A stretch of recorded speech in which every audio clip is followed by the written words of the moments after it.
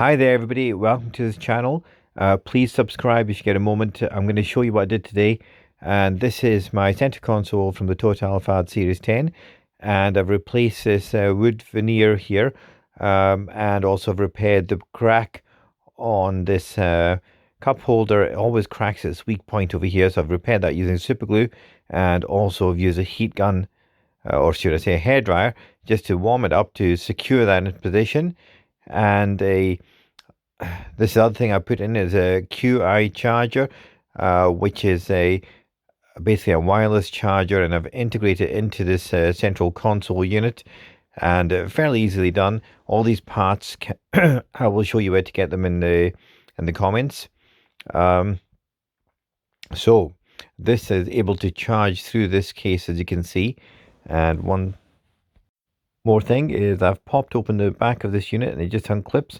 It's got some clips and you can get access to them, and popped out this, and this gives me the power supply to the little cigarette lighter there, or the 110 I think it's 110 volt charger. So I've popped out that. I'm using that for a couple of PD power dispersal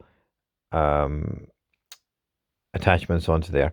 Okay, so another thing which I've put in is I've utilized the inside of this top by putting magnets inside, which can hold on to little items. Now over here you can see this Streetwise battery jumper, which I'm just using temporarily to give a 12 volt power supply to the QI charger, just to see how it works. And of course all this will be hidden away when it's finished. But let's just have a look at the other things that and then the way how I did it.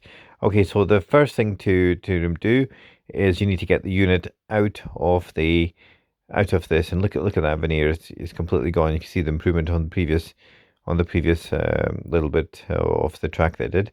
But anyway, get this thing out, and it's fairly easy to take out. The reason why I want it out is because it's just filled with all this sticky stuff, and it's so much easier to clean it inside the house and outside the house. So it's out there. You basically open this and you'll find that these 4 screws that secure it to the bottom of the Alphard.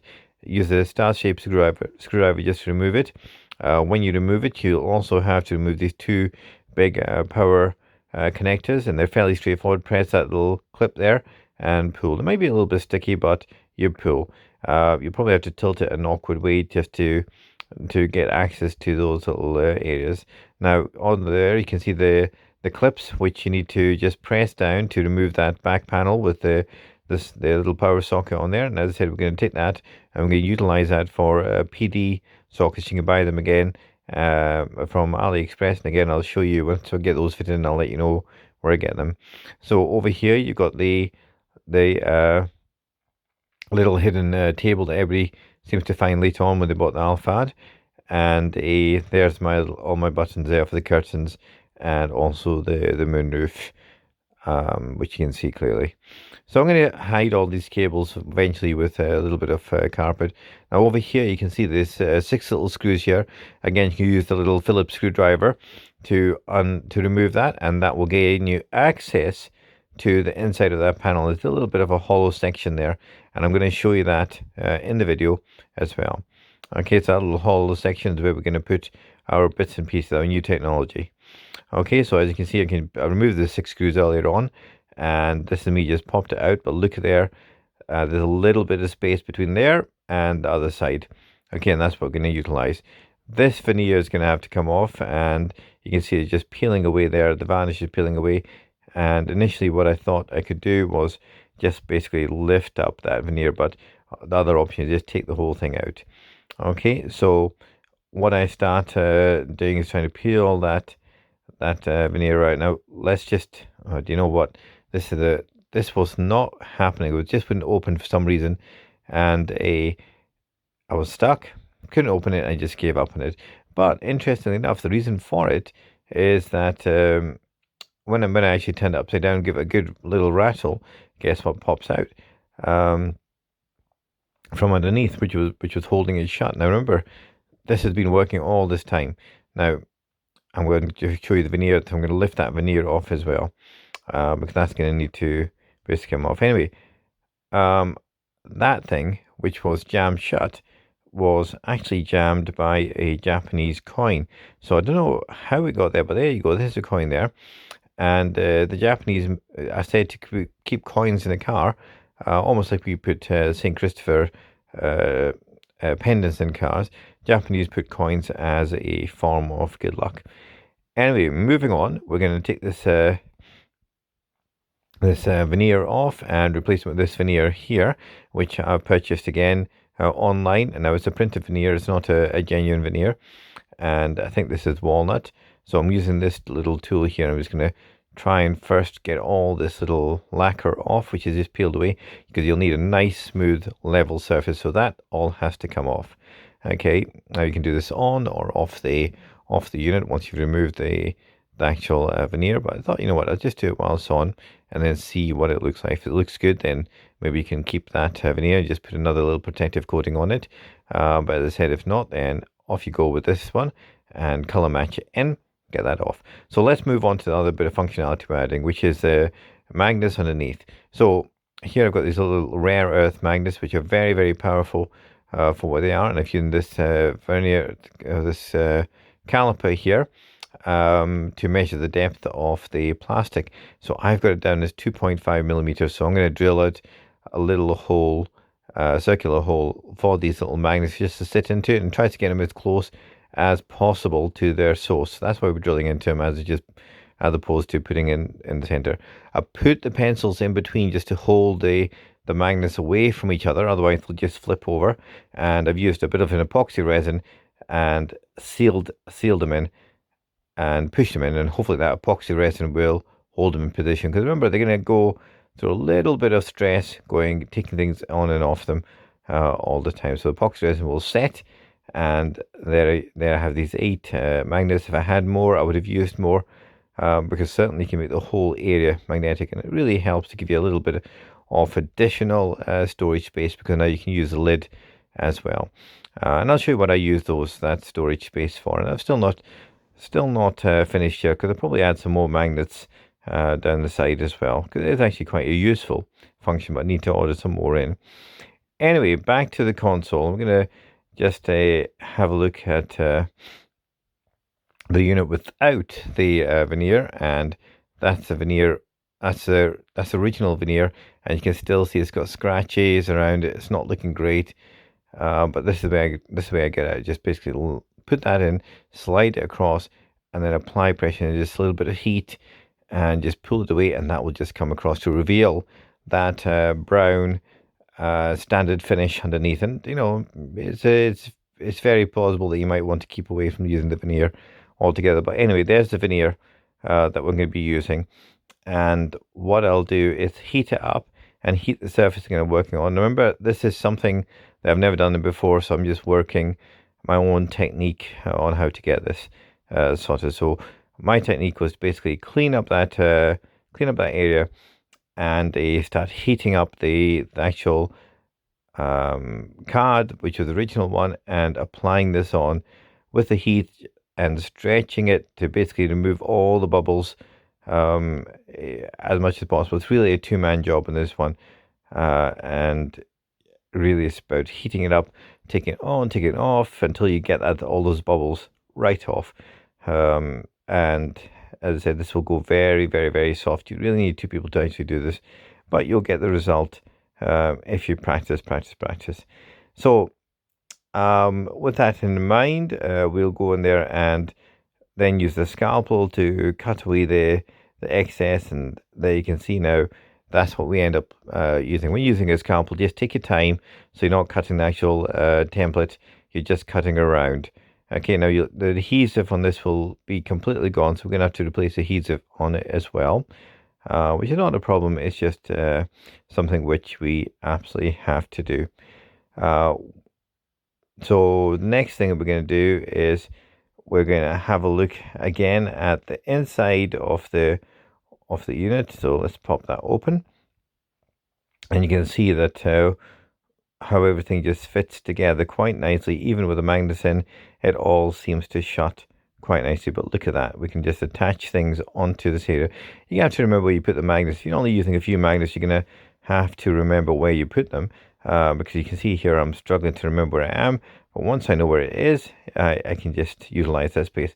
And there we go. Okay, so I remember I put them in a line, 4 down that way, and so I can use them to hold batteries in. Whereas in the batteries previously be lying on the floor, just wriggling around. But now I've got this additional space.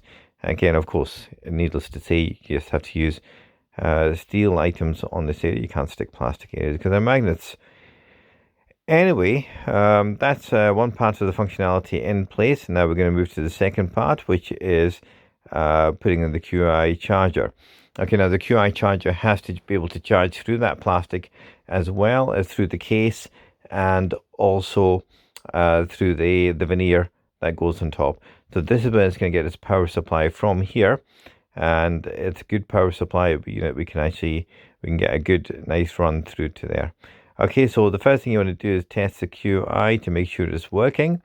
So we just test it, as I said, with this battery, and we know it works because we tested it previously. But now what we want to do is position the QI charger in place to see how it all picks up the charge and whether it's sufficient to work. So there we go. We're clamped in on both sides, and we're just going to test out this unit again to make sure those pads are working quite well.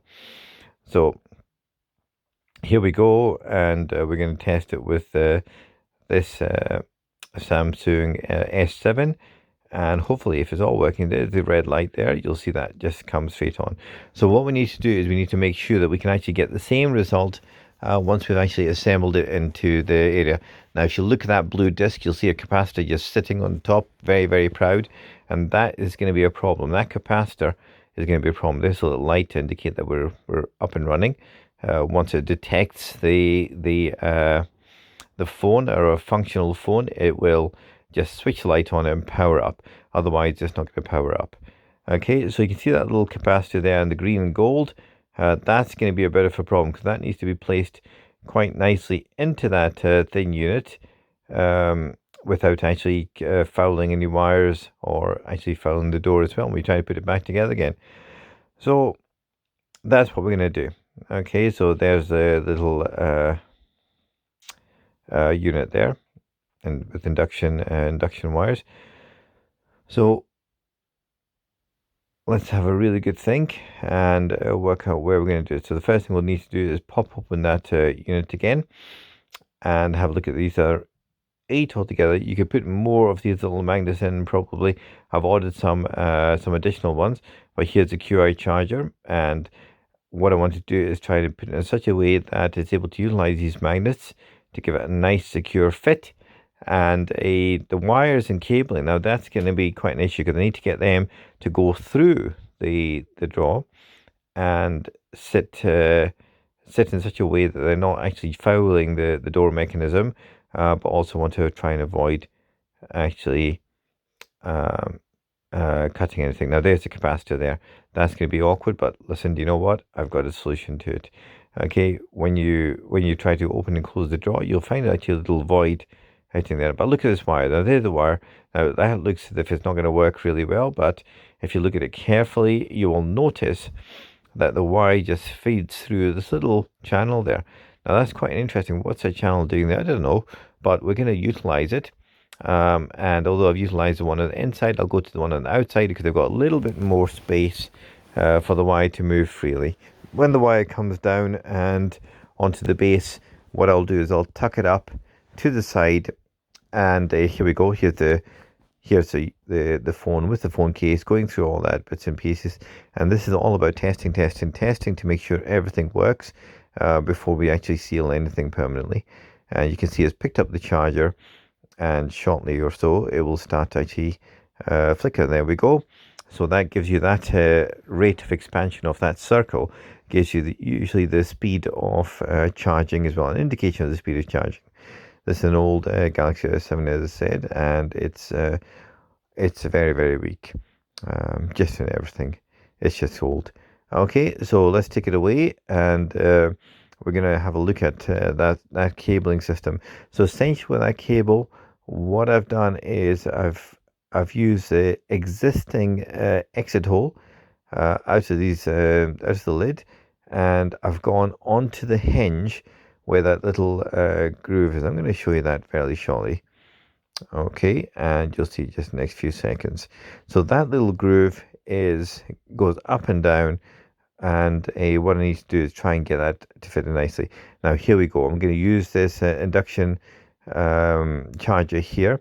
I'm going to just basically use the magnets to lock them into position as well, and that will be the source.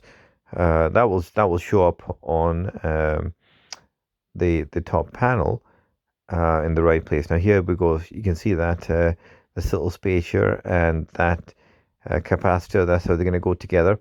And look at that. I moved it over to the far left hand side because it's a slightly wider. Area for the cable to go through, trunk through. But again, I'll have a look at that and I'll decide before actually sealing it up. So now going back to the roof of that, sorry, I should say the top of that console, you can see now what I've done is I've flipped it over, and I'm going to use that to seal it into position. But before I do that, what I need is basically to throw a lot of hot air onto it. Now the reason for hot air is basically it softens the stickiness of those pads that I put in, and it just makes it so much easier for it to adhere to the work surface it's going at. So what we do is we heat the work surface and we heat the pads as well, both with the hairdryer. That gives it the best chance of actually staying in situ. Now, where was I? Yeah, staying in situ. So here we go. Look at all this little stripes that I put in. Then I put in little additional ones because we don't want this one to give way. Anyway, that is your QI charger and magnets fitted in. PDs will go in later. I hope you've really enjoyed this video. Please subscribe. It really helps me to make more videos. Thanks a lot and take care. Bye.